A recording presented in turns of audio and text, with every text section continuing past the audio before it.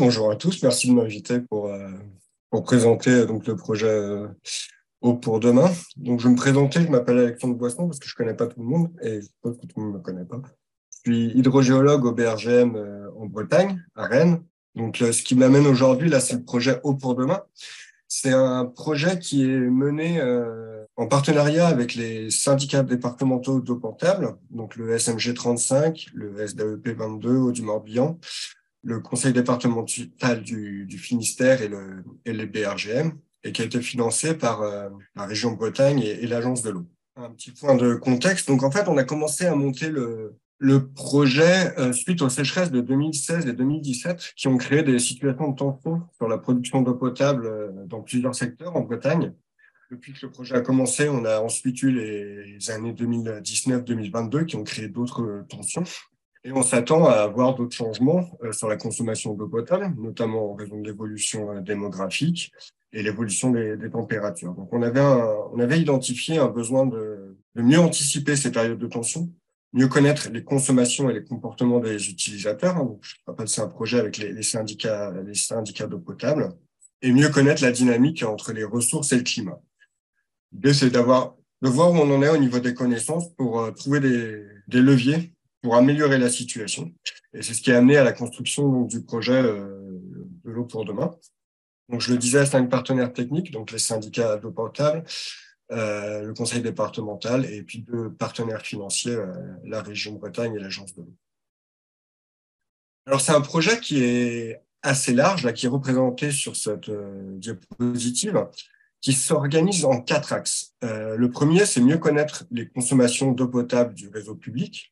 Donc, voir comment les usages domestiques, agricoles, industriels se répartissent et le tourisme. Savoir qui consomme quoi, où et comment ces demandes vont évoluer. Donc ça, c'était un des points. C'est une action qui est menée principalement par les syndicats, mais aussi par le BRGM et l'unité de Montpellier, avec une approche plus socio-économique. Un deuxième volet est sur mieux connaître le fonctionnement actuel des ressources en eau en Bretagne, donc à la fois les barrages, les eaux souterraines, les cours d'eau, pour mieux comprendre comment elles peuvent résister aux sécheresses et voir si on a des différences sur le territoire qui peuvent être utilisées. Un troisième axe est plus sur l'équilibre entre besoins et ressources. Donc ça, c'est quelque chose qui a été fait en partenariat avec un autre projet que je vous présenterai aussi. Et enfin, un dernier axe sur des solutions alternatives pour optimiser la ressource. Donc on est vraiment dans une idée de connaissance et état des lieux des usages et des ressources.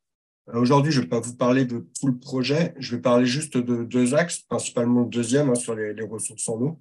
Mais je vais quand même présenter une partie de ce qu'on a fait sur l'équilibre besoins-ressources et voir notamment comment le climat peut influer nos capacités de production. Donc, c'est aussi une démarche qui est en lien avec ce qu'on développe au BRGM Bretagne. Donc, on a travaillé auparavant beaucoup sur la connaissance des aquifères, notamment avec les projets Silure et Anafor. Actuellement, on est dans plus des travaux sur la dynamique et la gestion des ressources naturelles et exploitées, donc avec le projet Eau pour demain et Water for Tomorrow, qui est un interreg. Et on s'intéresse aussi aux aspects prospectifs et avoir une vision prospective, on va dire à moyen terme, avec des sites comme Météo des Nappes ou la thèse de Nicolas Cornette, qui est en collaboration avec l'Université de Rennes 1, et un rendu opérationnel de ces résultats pour la région. Donc voilà pour replacer un peu sur les projets importants au niveau régional pour le BRGM. Je vais commencer sur cet axe 2. Alors, la question sur cet axe de ressources, c'était quelle est la dynamique de ressources à l'échelle régionale? Est-ce que tout se passe de la même façon partout? Est-ce qu'on a une relation directe avec la géologie qui n'est pas obligatoirement facile à mettre en avant dans les cadres d'aquifères de socle? Et est-ce qu'une hétérogénéité des ressources peut être aussi un facteur de résilience ou de vulnérabilité face aux sécheresses? Est-ce que tout un secteur, une région qui a exactement le même comportement de partout, il va subir de la même façon les variations climatiques et quel est un facteur de vulnérabilité? Et un dernier point, comment la variabilité climatique peut aussi affecter notre capacité d'exploitation des ressources. Alors, je vais présenter différentes actions qui ont été réalisées.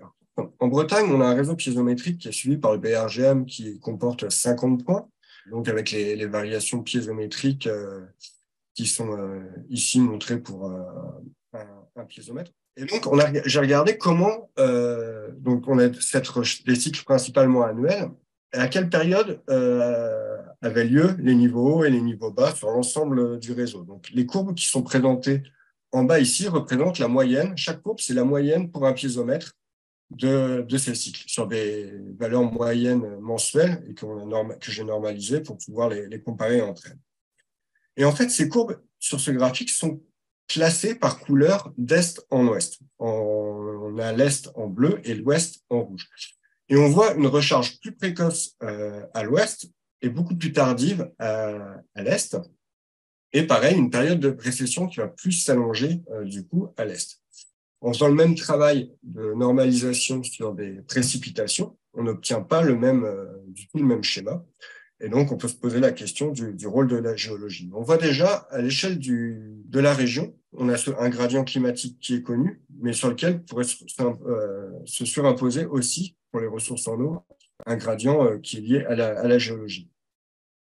En décomposant tous ces signaux piézométriques, donc les 50 courbes du réseau, et en les classant par géologie, vous avez ici en rouge les roches plutôt, tout ce qui est plutôt plutonique, les schistes bréovériens qui sont en vert, quelques bassins tertiaires en bleu, des granites cadomiens en violet.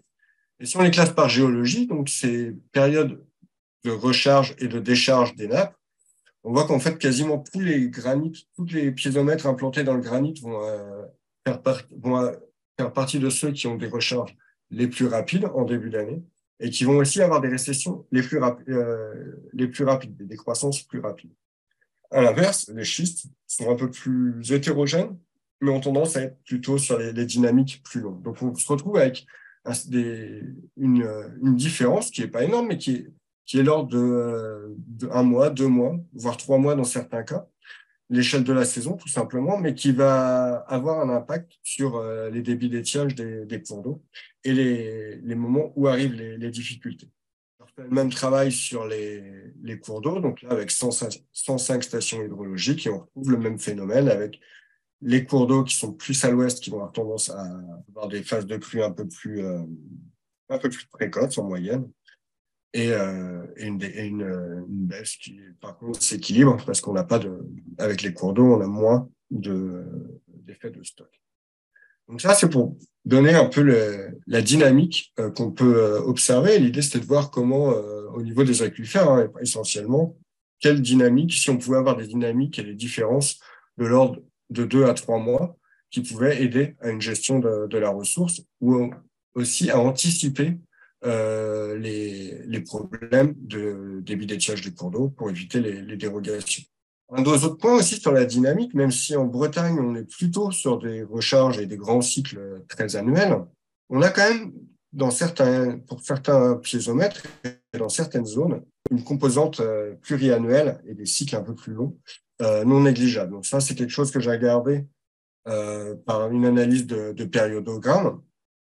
Et on voit, encore une fois, ce gradient est-ouest avec, ici, c'est ce qui est représenté, tous les cycles sont dominés par, bien sûr, une fréquence annuelle en Bretagne, mais les périodes d'année secondaire, donc plus c'est bleu, plus on a vraiment que le cycle annuel qui est important, plus on tend vers le rouge ou vers le jaune, le vert un peu.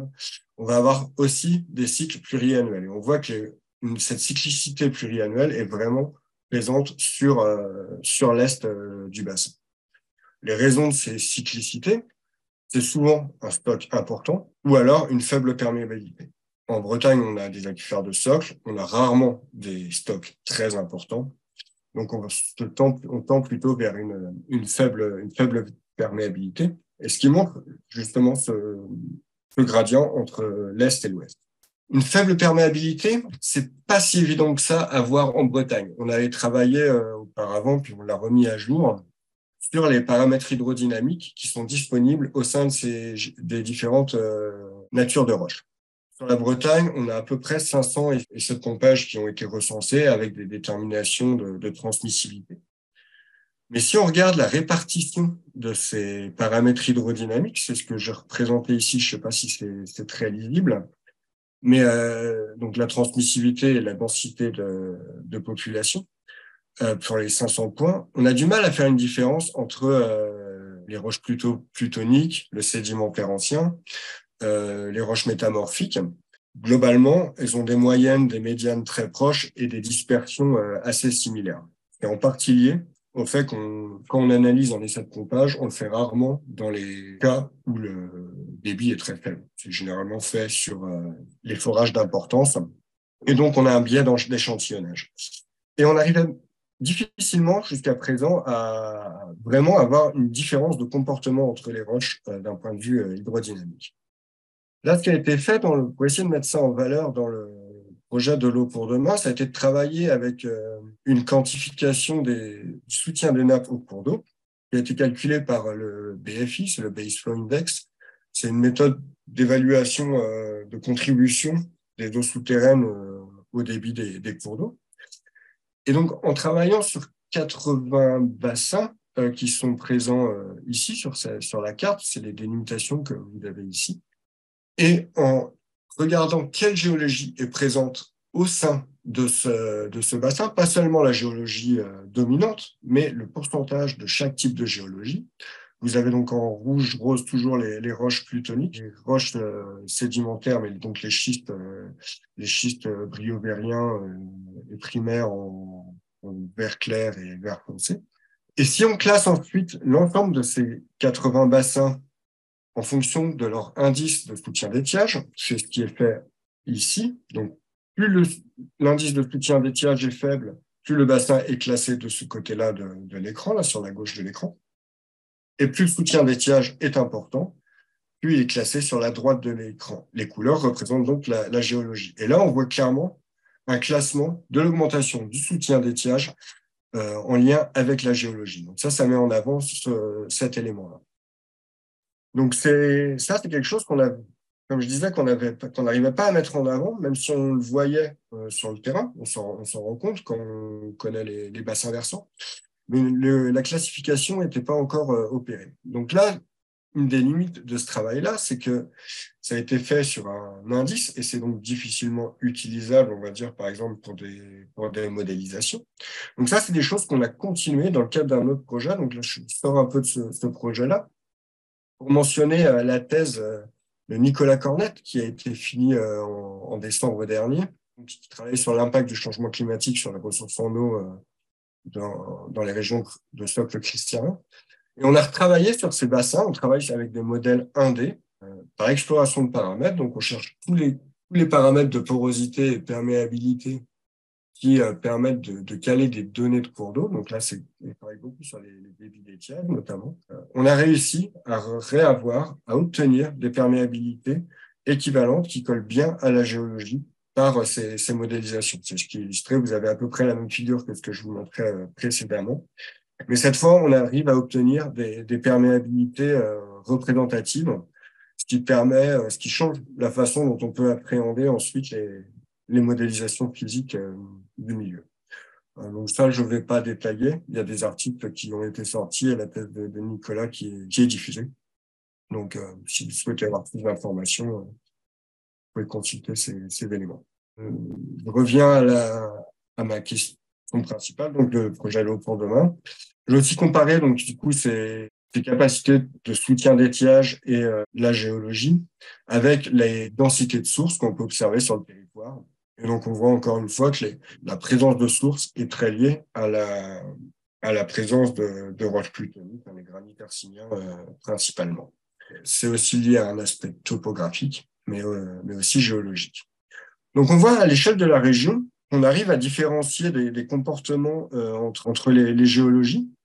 Et la question, c'est de savoir quel est l'impact de ces différences sur le long terme. Si on veut réfléchir à l'évolution de nos ressources, on a besoin de comprendre les mécanismes et pas obligatoirement uniquement se baser sur le passé et voir comment cela évolue. Donc, c'est ce que je vais vous présenter maintenant. Donc là, l'idée était de voir comment, sur le long terme, avaient évolué nos ressources. Est-ce qu'on peut voir l'impact d'un signal climatique dans l'évolution de nos ressources, hein, aussi bien les ressources souterraines, les aquifères et les cours d'eau. Et donc, j'ai travaillé en normalisant des chroniques de différents types. L'idée de cette normalisation, c'est de pouvoir utiliser différents types de chroniques et pouvoir les normaliser de telle façon à pouvoir les comparer entre elles. Et donc, je travaillais en écart au normal des moyennes mensuelles qui ont ensuite été lissées. Donc là, c'est des exemples. Vous avez ici, par exemple, donc c'est l'évaluation de l'ETP à l'Andivisio. Donc, vous avez les cycles annuels, hein, les saisons, on observe à peu près tout. Si on effectue cette normalisation pour extraire de ce signal une tendance un peu longue, donc en retirant cet aspect saisonnier, on obtient la courbe qui est en dessous, qui est donc beaucoup plus lissée et qui est en constante augmentation pour le TP. Donc ça, c'est en accord avec les observations d'augmentation de température. C'est un signal qu'on observe sur l'ensemble de la Bretagne. Hein. J'ai un exemple ici à Landivisio, mais qui a été fait sur toute la Bretagne.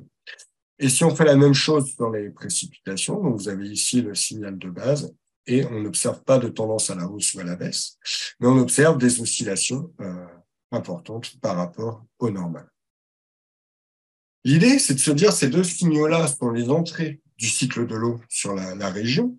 Comment cela va se transférer aux autres éléments qui vont être le runoff, les cours d'eau et les eaux souterraines. Vous avez ici une illustration, qui est peut-être cachée par la lunette, avec des écarts au normal de précipitation qui vont se répercuter sur le ruissellement, sur l'humidité des sols, l'écoulement des cours d'eau et les eaux souterraines. On observe sur cette représentation là, devant nous deux éléments importants. Souvent, on observe une atténuation du cycle. Les oscillations sont tamponnées quand elles arrivent dans les eaux souterraines, notamment. Et on a aussi un décalage temporel. Donc là, l'idée, c'est de voir comment tout ça se passe à l'échelle de la Bretagne. Donc, en travaillant sur un cours d'eau, vous avez ici le débit de l'Aulne depuis 1970, en 2021, donc avec tous les cycles annuels. Et si on normalise le signal pour en extraire juste les grandes tendances d'évolution, on obtient la courbe qui est ici, qui présente plus des grandes oscillations, et sur lesquelles les minima observables ici, donc par les points bleus, représentent les principales sécheresses. En Bretagne, la principale sécheresse, celle qui a été le plus intense, c'est la sécheresse de 1976. Et on voit effectivement, si on regarde cette analyse de tendance, un écart par rapport au normal qui est beaucoup plus important que l'ensemble de la chronique. On peut identifier aussi 1989, un événement de déficit hydrique qui a été très long. On a eu ici un déficit sur plus de 2 ans. La canicule de 2003, 2011, 2017, qui ont été aussi qui faisaient suite à des faibles recharges hivernales. Donc de faire ça, ça crée une chronique de référence sur la disponibilité des ressources. Donc là, c'est dans le cas d'un cours d'eau, mais ça peut être fait sur tout un tas de ressources. Ça permet de comparer une situation au passé. On a souvent travaillé, quand on parlait notamment avec les syndicats d'eau, les éléments de référence étaient plutôt récents. On pensait à 2011, 2017, 2019, parce qu'on a des données encore sur ces sécheresses. Mais par contre, on a du mal à avoir des informations sur le passé. Et ça permet de voir notamment que finalement, les sécheresses de 2016 et de 2017 et 2011, qui ont un peu amené ce projet, par exemple, ne sont pas des extrêmes par rapport à ce qu'on a pu observer dans le passé.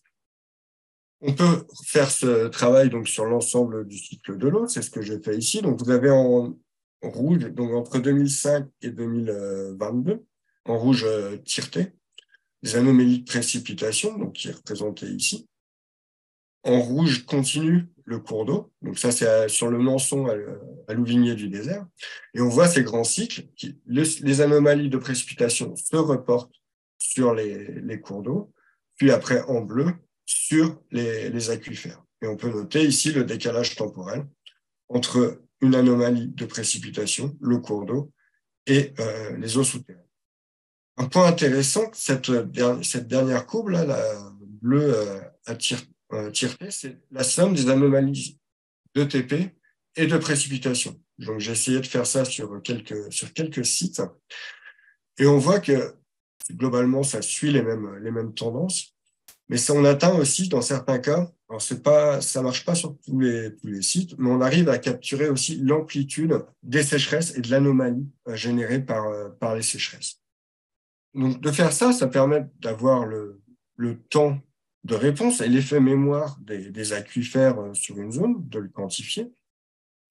Et un point qui est assez intéressant aussi, je pense, sur cette représentation, c'est que par rapport à la figure que je devais présenter auparavant, où on s'attendait initialement à avoir plutôt une atténuation de l'anomalie de précipitation sur les eaux souterraines, on observe en fait à l'échelle de la Bretagne plutôt une amplification, une augmentation des oscillations. On a assez peu d'atténuation dans l'évolution. Donc on a vraiment une très très forte dépendance des ressources aux variations climatiques passées, mais qui vont vraiment être très peu tamponnées. On va avoir un décalage temporel de quelques mois. Et des faibles variations plutôt de précipitations peuvent induire des fortes variations de piézométrie ou sur les cours d'eau. L'effet tampon est vraiment limité. Si on regarde ça à l'échelle de toute la Bretagne, donc, comme je vous disais tout à l'heure, en Bretagne, on a 52 piézomètres qui sont gérés GM, qui sont suivis en continu, le réseau a commencé globalement en 2005, enfin, il est complet depuis 2005. Et donc, chaque courbe ici représente un des piézomètres. Et comme pour une des premières illustrations que je vous ai montrées, avec un gradient est-ouest par les couleurs. Donc, en bleu, on est à l'est, en rouge, c'est plutôt l'ouest et le Finistère. On voit qu'entre 2006 et 2010, l'ensemble des piézomètres avaient plus ou moins le même comportement. On n'avait pas vraiment de gradient clair. Par contre, 2011, qui a été une sécheresse assez longue, avec notamment une faible recharge hivernale en 2010, on commence à avoir un décalage et l'ensemble des piézomètres de l'Est qui vont maintenir un écart par rapport au normal plus longtemps que ceux de l'Ouest. Et on retrouve les mêmes phénomènes en 2017 et 2019, où les ressources en eau souterraine du Finistère ont été relativement peu impactées en 2019, mais ont eu des niveaux très faibles en 2019 sur la partie est du territoire. C'est en partie lié aux précipitations, mais pas uniquement. C'est aussi lié à une plus faible perméabilité et des phénomènes de recharge un petit peu différents. Si on isole un peu les schémas, on voit vraiment des grandes oscillations sur cette période à l'est du territoire et plutôt des faibles oscillations à l'ouest du territoire. Donc, j'ai aussi corrélé ces éléments avec la géologie, la profondeur. Donc, la profondeur des puits, je ne vois pas du tout. Et il y a une corrélation aussi qui est liée à la géologie, qui est la même que celle que je vous ai présentée auparavant. Donc, je ne vais pas remonter. Sur les cours d'eau, si on regarde les chroniques depuis 1980, les cours d'eau étant suivis depuis beaucoup plus longtemps, ça nous permet d'avoir une bonne vision rétrospective du stockage des volumes disponibles pour les ressources à l'échelle de la région. Puis on peut avoir comme ça donc cette période de 89-90 qui était déficitaire sur la période longue. Et par exemple 2001 qui est la période de référence pour les années humides. Et on voit ces oscillations, les alternances qui ont continué. Là, j'ai pas refait le traitement de données depuis, mais on a du coup encore eu ces alternances et on a vraiment sur les dernières années une alternance d'années sèches et d'années humides qu'on n'observait pas avant et qu'on peut voir grâce à cette chronique. Pour globaliser ça à l'échelle de l'ensemble du territoire, sur 50 piézomètres, 104 cours d'eau et 50 stations météo, on va avoir ici en rouge les évolutions de précipitation, donc normalisées, les écarts au normal de précipitation sur la moyenne de 50 stations météo. On voit les cours d'eau derrière en vert et les piézomètres après en bleu qui suivent cette même cyclicité. En noir, on a l'évolution d'ETP, donc qui va à la hausse. Et si on additionne justement cet ETP et les anomalies d'ETP et les anomalies de précipitation, on a étonnamment fait quelque chose qui capte bien l'amplitude des sécheresses jusqu'en 2017. Et on a une divergence là en 2019 qui est liée en partie au fait d'avoir un gradient des différences de comportement entre l'Est et l'ouest. Donc, on peut représenter comme ça la cyclicité de l'ensemble des éléments du cycle de l'eau à l'échelle régionale et voir comment ils ont évolué dans le temps et calculer leur décalage temporel. C'est des choses qui ont été faites en partie dans le projet. Donc, un des points, donc là, l'idée, c'est de voir comment avaient évolué nos ressources, voir si tout se passait de la même façon. Donc, on a recréé un historique des évolutions de stock sur l'ensemble du cycle. On a quantifié les variations temporelles et spatiales de la ressource. Et un des points, c'est que ça permet d'évaluer aussi les comportements des territoires. On voit que l'Ouest est très réactif, va être vulnérable à une sécheresse d'un an, alors qu'à l'Est, on va avoir une plus grande vulnérabilité à des sécheresses, des enchaînements de sécheresses. On a un effet mémoire des aquifères qui va pouvoir s'amplifier sur l'Est du territoire. Et donc, une succession d'années sèches va avoir plus d'impact à l'Est du territoire qu'à l'Ouest. Il y a des résultats intéressants sur l'évolution de l'ETP et comment ça se reporte sur les ressources en eau.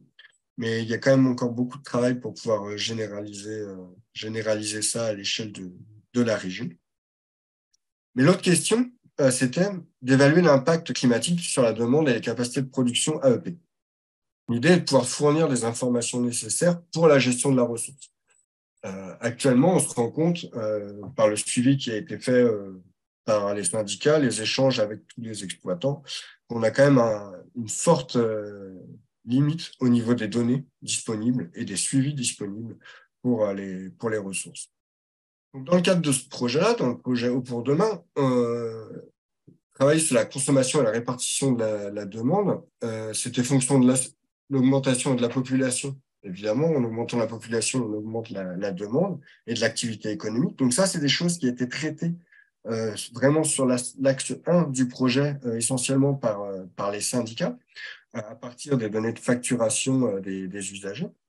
Dans ce deuxième axe, on a voulu voir comment le climat et la disponibilité de la ressource changeaient les façons, les points de production sur un territoire. En fonction du climat, toutes les ressources ne sont pas accessibles de la même façon. Donc ça, c'est ce que je vais vous présenter maintenant. Donc là, on n'a pas travaillé à l'échelle de la région, c'était un petit peu trop grand. On a travaillé sur une zone du Sud Finistère, sur le territoire du syndicat mixte de l'Aune, qui est une ressource de sécurisation. Donc le syndicat dans le territoire, qui est représenté en gris ici, il y a 6 EPCI qui ont toutes leurs réserves, leurs ressources indépendantes, qui vont consommer tant qu'ils ont de la ressource, et quand ils n'ont plus de ressources, ils vont solliciter le SMA via un réseau d'interconnexion pour avoir plus de volume d'eau. Et ils ont tous le même fonctionnement, à savoir utilisation première de leurs ressources propres, parce que ça coûte moins cher, avant une sollicitation du SMA. Par contre, il n'y avait pas, jusqu'à présent, de concertation. Donc là, l'idée, c'est de voir comment ces systèmes de production étaient résilients face aux variations climatiques. Là, ce que je vous représente à l'écran, c'est en haut un hydrogramme unitaire annuel pour le piézomètre de Landré-Varzec, qui est situé sur la zone. Donc en bleu et rouge, vous avez la médiane et la moyenne du niveau en fonction de l'année, donc de janvier à décembre. Donc le niveau piézométrique baisse pendant l'été, puis remonte en octobre-novembre pour la recharge. En gris, c'est toute la gamme de variations, hein, donc les quartiles, c'est les différents quartiles qui sont représentés. Et en vert, vous avez une année. Je ne sais pas si c'est très lisible, mais ici, l'année 2011, qui était pendant la période avril à décembre, les plus bas niveaux qui ont été recensés sur le piézomètre depuis 2005. En dessous, c'est la même représentation, mais sur les productions, sur un champ captant à partir exploitant des puits sur le site de Kergaou-les-Bains. Et on voit très bien la même dynamique. Durant l'été, la capacité de production diminue et elle remonte lors de la recharge en octobre-novembre. C'est la première ressource qui est utilisée sur le territoire et elle est toujours utilisée au maximum. Si on reprend cette année 2011 qui est présentée en vert, on voit aussi que les plus bas niveaux d'exploitation correspondent au plus bas niveau piézométrique. C'est assez logique. C'était pas quantifié par les exploitants. À l'échelle du territoire, personne n'avait vraiment regardé ces choses-là. À l'inverse, on voit ici, c'est exactement les mêmes graphiques, mais avec l'année 2012, cette fois illustrée en vert. Et quand on voit qu'on a une augmentation pour une recharge un peu étonnante en mai-juin, on a une augmentation de la production. Et les niveaux étant hauts pendant tout l'été, on continue à exploiter un petit peu plus que en 2011. Donc, on a une baisse du niveau de la capacité de production avec l'été qui est amplifiée en cas de sécheresse. Les mêmes graphiques avec des ressources superficielles montrent le mécanisme inverse. En fait, on exploite plus les ressources superficielles en été, quand les pluies ne sont plus suffisantes. Donc, on a un phénomène de compensation, avec en 2011 des productions plutôt hautes sur les ressources superficielles, et en 2012, l'année plus humide, des productions plutôt faibles sur les ressources superficielles. Ici, c'est le même type de graphique avec les forages qui, eux, restent globalement stables. En quantifiant ça sur l'échantillon de sites où on avait des données suffisantes, on s'est rendu compte que les puits perdaient en moyenne 50% de leur capacité de production l'été. Sur certains sites, des forages prenaient le relais des puits, ce qui permettait de voir une faible baisse de productivité, où ils parvenaient à produire 80% de leur capacité maximale. Et on a, à l'inverse, des ressources superficielles assez peu sollicitées l'hiver, mais très sollicitées l'été, qui voient leur production augmenter. Donc, en fait, les baisses de production de pluie se reportent sur des ressources autres qui, a priori, ne devraient pas être impactées par la disponibilité directe des ressources. On a aussi fait une quantification pluriannuelle entre une année humide et une année sèche, et on voit ici, sur un graphique qui est toujours ce que je représentais tout à l'heure, hein, les écarts par rapport au normal entre une ressource de puits en bleu et une ressource superficielle qui va compenser une prise en rivière, qui va compenser le manque de production, et on voit vraiment une anticorrélation totale. Là, c'est quelques exemples de petits sites. Donc, les volumes considérés ne sont pas énormes, mais quand on a une seule ressource de sécurisation, l'ensemble de ces petits sites se reporte au final sur la même. Donc, si on reprend la figure que je vous ai montrée tout à l'heure, avec les grands cycles ici représentés sur l'Aulne, donc l'Aulne est la rivière qui est captée par le SMA, et donc on a ces grandes oscillations. Et si, d'un autre côté, on regarde l'évolution des volumes produits par le SMA, on obtient ce signal. Donc ici, c'est les prélèvements mensuels du SMA entre 1983 et 2021. Donc on voit des évolutions. Si on recalcule les écarts au normal à l'échelle mensuelle en noir et lissé en rouge, on obtient cette courbe-là qui est très similaire et inversée par rapport sur le débit de l'Aulne, qui est représentatif de l'état des ressources. Je précise que les prélèvements du SMA sont réalisés en aval de la station de mesure, donc elles n'impactent pas la station de mesure. Donc, on a une logique augmentation des prélèvements en période de sécheresse, mais on a vraiment une même courbe. Et si on compare du coup les prélèvements et ce qui est produit par le SMA par rapport à l'état des ressources, qui est identifié ici par l'analyse de la chronique de l'Aulne, on voit qu'on a une anticorrélation totale des deux signaux. Donc en fait, moins il y a de ressources, plus on va prélever dans l'Aulne. L'Aulne a une limite de production, un débit réservé, où il y a de plus en plus des dérogations. Donc on se retrouve en fait à concentrer toutes les défaillances de plein de petites ressources vers une seule, ce qui pose un risque de rupture.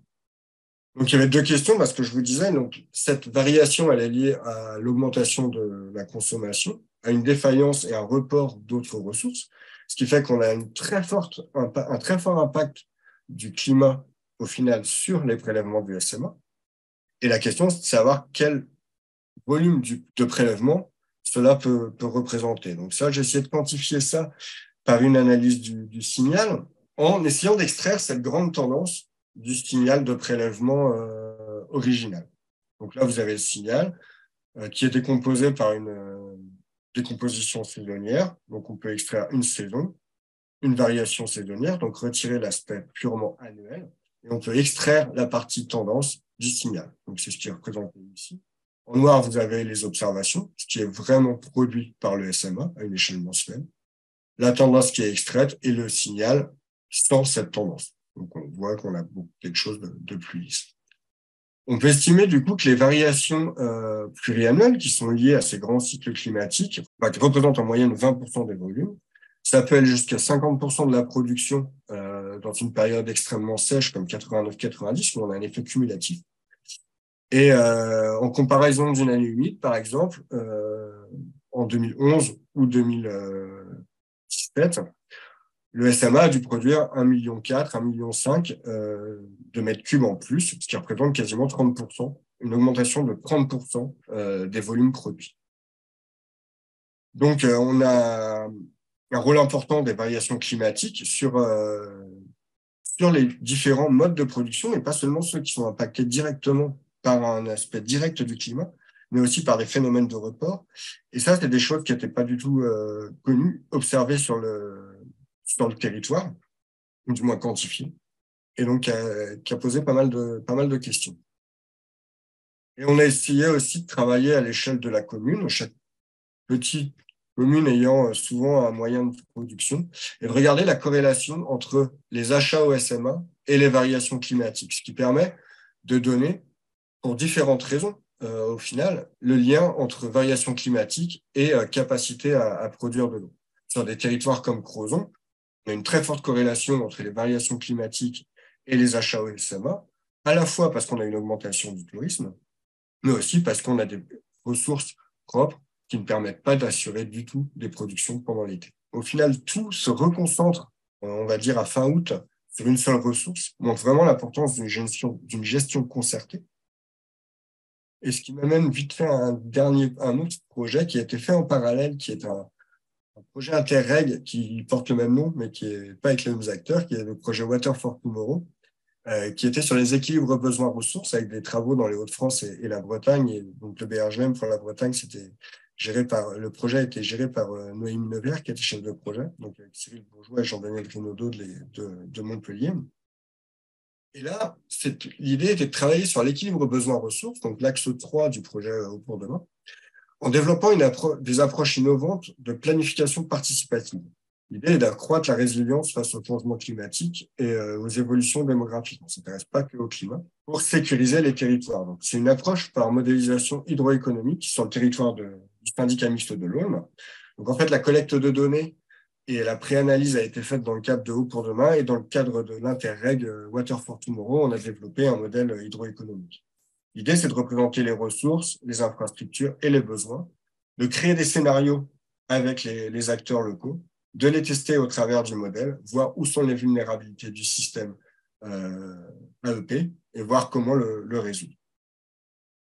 Voilà un exemple pour une commune. On prend en compte toutes les ressources et comment elles peuvent varier dans le temps, tous les moyens de production, les usines de traitement, leurs capacités, les capacités d'échange, tout le réseau d'interconnexion, les demandes des communes.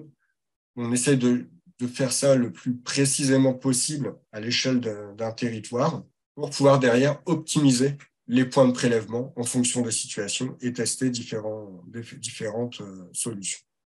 Là, c'est l'exemple du modèle complet, donc on ne voit rien, mais c'est un peu volontaire, mais c'est pour montrer qu'il y a beaucoup de points de prélèvement sur le territoire, beaucoup d'usines de traitement, beaucoup de points de demande, beaucoup d'interconnexions. Et derrière, on a fait quelques scénarios, donc à l'échelle de la commune.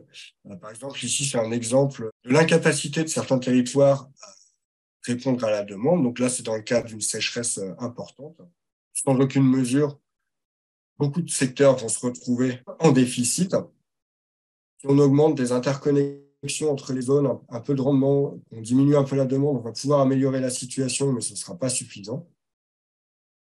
Puis derrière, on a cherché d'autres solutions comme l'ajout de certains forages, l'augmentation des stockages déjà existants, donc des barrages.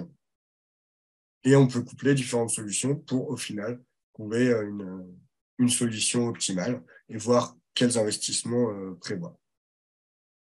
Donc, on a testé différents scénarios, trouvé différentes solutions, et tout ça avec les échanges avec l'ensemble des acteurs locaux. Et ça amène derrière à une recherche de ressources complémentaires, mais que je ne vais pas vous présenter aujourd'hui, qui est le quatrième axe, du projet. Donc, si vous avez des questions. Oui, en fait, il y a tout ce problème assez classique hein, quand on parle des tendances et des carreaux normales. Est-ce qu'on prend les normales, je sais pas, 1970-2000, ou est-ce qu'elles sont glissantes au fur et à mesure de l'avancée des années? Ça dépend de la durée de la chronique. On n'a pas des chroniques extrêmement longues en Bretagne. Donc, en fait, elles sont toujours normalisées sur l'ensemble de la chronique et les comparaisons sont faites sur des chroniques de même taille. Donc, en gros, c'est pas les mêmes. Quand je présentais, par exemple, les données de cours d'eau, elles étaient essentiellement entre les périodes 1970-2020. Sur les piézomètres, c'est 2005-2020. Mais si je comparais des cours d'eau et des piézomètres, je reprenais tout uniquement sur la période 2005-2020 pour avoir la même. On crée des décalages au niveau des moyennes. J'avais une question sur le début, je crois que c'était aux alentours de la diapo 13, où tu mettais en évidence un lien entre ce que tu qualifiais de la lithologie et les déphasages hein, dans le temps de l'arrivée du pic hivernal et puis de la durée Ouais. hein, enfin bon, vous avez bien compris. Euh, Tu as cité donc la lithologie et tu n'as jamais cité les profils d'altération et leur importance. Est-ce qu'il n'y aurait pas derrière la lithologie des propriétés différentes en termes de porosité efficace des différents types de lithologie en fait? Est-ce que ça ne serait pas ça qui se cacherait derrière la lithologie? Des propriétés différentes de la saprolite en fait, hein, l'horizon fracturé, pardon, je vais y arriver, plutôt du milieu poreux, hein, entre guillemets, hein, de la saprolite, dans laquelle se fait l'essentiel du stockage, sauf erreur de ma part. Oui, alors ça, c'est fort possible. Le point pour le regarder, c'est que j'avais pas de données complètement fiables pour cela. Là, l'idée, c'est sur l'ensemble. J'essaie de le regarder en fait en me basant d'un côté sur ce qui a été observé sur le log de chaque piézomètre, mais qui n'est pas obligatoirement représentatif de ce qu'il y a autour. Donc, je pense qu'on a un biais d'échantillonnage aussi en faisant ça. Il n'y a pas de tendance qui ressortait. Et autrement, j'avais essayé de le faire avec les cartes d'altérite qui ont été dressées. Il y a plusieurs cartes et c'était pas évident de le faire. Moi, je suspecte effectivement hein, derrière qui est le profil d'altération et un rôle majeur là-dedans. Par contre, pour le quantifier, j'ai pas réussi avec les données dont je disposais à le faire. Oui, peut-être juste une piste, ce serait peut-être finalement pas tant de travailler sur les cartes d'épaisseur qui sont peut-être pas si variables que ça, puisqu'en plus c'est du battement de nappe là-dedans en fait, hein. Mais peut-être regarder les différences de porosité efficace entre une arène bien grenue d'un granitoïde et à l'inverse une arène beaucoup plus argileuse, plus fine d'un schiste. C'est peut-être ça qui pourrait expliquer par derrière. Ouais, mais ça, on n'a pas pu le faire. C'était pas du tout prévu dans le cadre de ce projet-là. Et c'est vrai que la biblio sur ces propriétés pardon, des altérites est quand même assez limitée. On n'a pas énormément d'informations. Donc, il faudrait effectivement des mesures de sites sur le terrain, mais là, ce qui n'était pas réalisable quoi, dans le cadre de ce projet. Non, mais très bien, merci beaucoup. Ça laisse des perspectives pour la suite. Ouais. Mais à la fin, là, je vois que parmi les solutions, tu signales le rendement. C'est le rendement des réseaux, je suppose. Ouais, c'est le rendement des Et, réseaux. Ouais. voilà. Et est-ce qu'ils sont vraiment très mauvais? Parce que c'est pas si facile que ça de rattraper des réseaux. Hein. Ouais. Non, sur le territoire, il y a eu beaucoup de travaux récemment. Donc, en fait, ils étaient à des taux supérieurs à 80% partout. Oh, bah alors, on peut pas faire grand-chose. Ouais. Voilà, Voilà. c'était une des conclusions. C'est pour ça que les augmentations de rendement, il y a quelques zones où ils savaient qu'il y avait des problèmes. Donc, les rendements, l'augmentation, on visait du 5%, mais pas plus, parce que les niveaux sont déjà bons. Donc, voilà, c'est pour ça que l'augmentation des rendements, sur ce territoire, c'est quelque chose d'assez limité. La demande en irrigation n'est pas tellement mise en avant. Globalement, sur le territoire, est-ce que c'est parce que l'amplitude est faible ou alors c'est un choix méthodologique? Il n'y a pas énormément d'irrigation. En Bretagne, c'est essentiel Oui, de toute façon, pardon. l'abreuvement. Oui, ok.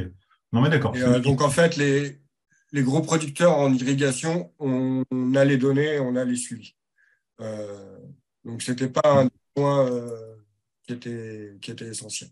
Mais donc, ce n'est pas non plus un levier éventuellement pour l'adaptation. Ce ne sera pas un gros levier sur la. Mhm. Il y a quelques zones, mais qui sont très ponctuelles. On peut penser aux cerfs qu'il y a dans le nord de la Bretagne, les fraises de Plougastel, qui Ouais, sont assez connues, par exemple. ouais. Mais voilà, il y a quelques activités comme ça, mais c'est pas l'activité agricole ici, c'est quand même beaucoup d'élevage, et c'est par contre l'abreuvement qui est important. Je ne sais plus combien il y a de têtes de bétail en Bretagne, j'ai plus les têtes, mais c'est 2 ou 3 fois la population. Et sinon, avec la température, donc j'ai vu que vous aviez quoi, une sorte d'estimation de la variation de la demande en eau potable avec la température. Est-ce que c'est quelque chose que vous avez? Et sinon, quel genre de modèle vous verriez, notamment? Je pense par exemple à la fréquence des douches ou des choses comme ça. Vraiment là sur l'aspect demande, hein, pas ce que je présentais tout à l'heure. On a une augmentation de la consommation avec les températures. C'est très variable en fonction des territoires. En gros, les territoires où il y a des campings et du tourisme, ça augmente beaucoup. Donc ça, c'est assez logique. Mais autrement, d'une manière générale, on est de l'ordre de quelques pourcents. On avait du mal Mhm. catégorique sur l'augmentation de la demande liée à la consommation. Donc, c'est assez variable. Ce qu'on voit par contre, ce que je n'ai pas représenté ici, mais en regardant ces consommations, on s'aperçoit aussi de certaines zones où on a des ruptures, des décrochages. Et donc ça, on soupçonne, et c'est un des gros risques en Bretagne, une possibilité de report des agriculteurs sur le réseau AEP, des personnes qui ont leur forage, Mhm. qui derrière se retrouvent à sec quand les niveaux sont trop bas et vont se reporter. On a eu des cas comme ça. Et cela, c'est une inquiétude. Ça, c'est une inquiétude hein, qu'on a. Là, on a besoin de pouvoir le quantifier et on n'a pas. Là, on a un manque de données important. Et sur quelque chose que je vous ai du coup pas montré ici, parce qu'il y avait quand même pas mal d'autres éléments, sur les chroniques que je montrais, par exemple, à la fin, si je reprends cette carte-là, donc là, l'essai de dépendance des territoires par rapport aux variations climatiques, comment c'est corrélé, on se rend compte que sur certains territoires, quand il y a une sécheresse, on a des pics importants, des effets de seuil. Et on se rend compte que c'est essentiellement des territoires agricoles, donc sur lesquels on suspecte qu'il y a des forages, que l'on ne connaît pas obligatoirement. Et des Il peut aussi y avoir la réalisation de nouveaux forages éventuellement. Oui, ça, une grosse partie des forages n'est pas déclarée. Les nouveaux forages, pas obligatoirement, parce que là, c'est en regardant sur des chroniques anciennes. Donc, j'étais entre 2000 et 2020. On voit clairement les pics en fait, de 2011 sur certaines communes qui ont globalement des consommations qui sont constantes d'une année sur l'autre. C'est le cas de Plonéis, par exemple, là, à côté de Quimper. On se rend compte, c'est à peu près constant d'une année sur l'autre. 2011 et 2017, on a une augmentation importante de la consommation, donc qui peut être liée justement à des reports agricoles, des choses comme ça. En Bretagne, on est avec des systèmes les écoulements, ils sont à l'échelle de versants, c'est plein de versants indépendants. Donc, on a quand même un suivi qui est assez limité de toutes nos ressources. On n'a pas des grandes nappes qu'on peut suivre facilement. Donc, on cherche des méthodes pour avoir de l'information un peu partout et essayer de capter les comportements des usagers. Et on se rend compte que ça, c'est un risque des assèchements de pluie. Que tu parlais tout de suite d'un report éventuellement de la consommation agricole sur le réseau AEP, mais en termes de tarifs, c'est entre guillemets rentable. C'est absolument pas rentable sur le long terme. Sur le court terme, si on arrive en fin de récolte, prenons l'exemple d'une serre hein, où il y a un problème, si toute la récolte est foutue pour quelques jours de manque d'eau, là, le report sera fait. Sur le long terme, non, c'est absolument pas rentable et le réseau AEP n'est pas du tout capable de soutenir l'ensemble de l'abreuvement en Bretagne. Donc, c'est pas quelque chose qui est amené à se développer, mais c'est un risque qui est amené à se développer de manière ponctuelle. Et il faut pouvoir anticiper ça. et avoir quelques solutions. Est-ce qu'on a une analyse de la représentativité de ces piézomètres? Enfin, est-ce qu'ils sont raisonnablement représentatifs ou est-ce qu'ils sont complètement perturbés par ce qui se passe aux environs ou est-ce que finalement on n'a pas vraiment de moyen de le savoir? Alors, les piézomètres du réseau que j'ai présenté, ils ont été implantés par le BRGM. Donc, l'idée, c'était de les implanter le plus loin des activités agricoles possibles. Donc, logiquement, ils ne sont pas impactés ou peu impactés. Ce n'est pas toujours le cas, je dois l'avouer. On a eu le cas, par exemple, à Tex, on a déplacé notre piézomètre. On l'a fait à nouveau. Pas déplacé, mais Ouais. on fait un suivi. On regarde la qualité de nos données, vu que c'est nous qui les produisons et les diffusons. Donc, oui, logiquement, ils ne sont pas ou peu impactés. On fait le maximum pour ça. En Bretagne, vu qu'on a des écoulements plutôt à l'échelle de versant, si notre piézomètre est isolé sur un versant, il va être peu impacté.